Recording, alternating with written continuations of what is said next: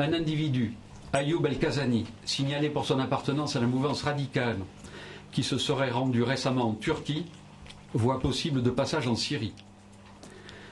Deuxième élément, la possession et l'utilisation d'un armement lourd et de munitions en très grand nombre, susceptibles de causer la mort ou de blesser très gravement un nombre important de personnes.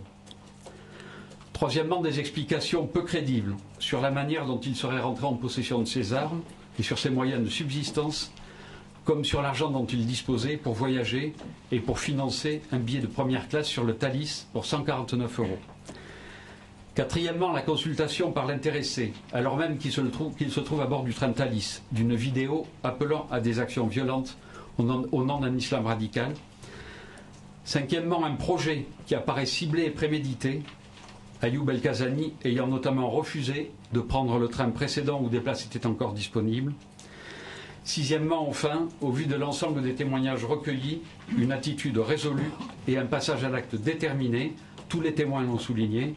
l'auteur n'hésitant pas à faire usage de l'ensemble des armes en sa possession, fusils d'assaut, pistolets, cutters, à la suite de l'intervention salutaire des passagers. J'ai donc décidé ce jour d'ouvrir une information judiciaire des chefs de tentative d'assassinat, le tout au pluriel, en relation avec une entreprise individuelle ou collective terroriste, ce qui est la traduction juridique du fait que cette tentative d'assassinat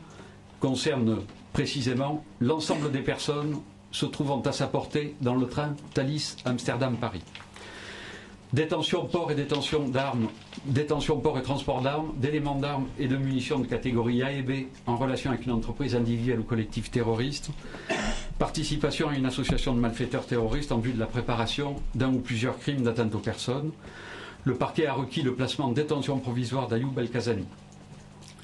Les investigations vont maintenant se poursuivre sous l'autorité des magistrats instructeurs qui seront désignés par le président du tribunal de grande instance de Paris. Ces investigations viseront notamment à déterminer la provenance des armes saisies, le parcours d'Ayoub El-Kazani et les liens qu'il a pu tisser, les complicités dont il a bénéficié, ses sources de financement.